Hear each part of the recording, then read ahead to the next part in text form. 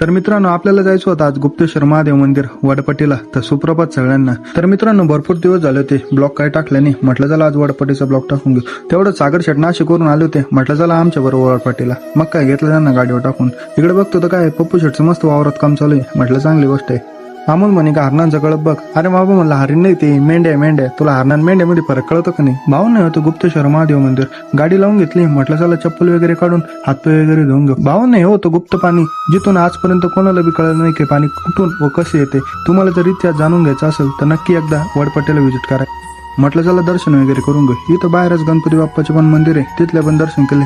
म्हटलं चला महादेवाचे पण दर्शन करून घेऊ. दर्शन वगैरे झाले होते, म्हटलं तुम्ही पण दर्शन करून घ्या बरं का. भावांना महादेव भगवानचं मंदिर तर खूपच भारी होतं. शेटला म्हटलं की मंदिराचा दरवाजा वगैरे लावून घ्या. इकडे बघतो तर काय वातावरण तर खूपच भारी होतं. म्हटलं चला जरा फोटोशूट वगैरे करून घेऊ.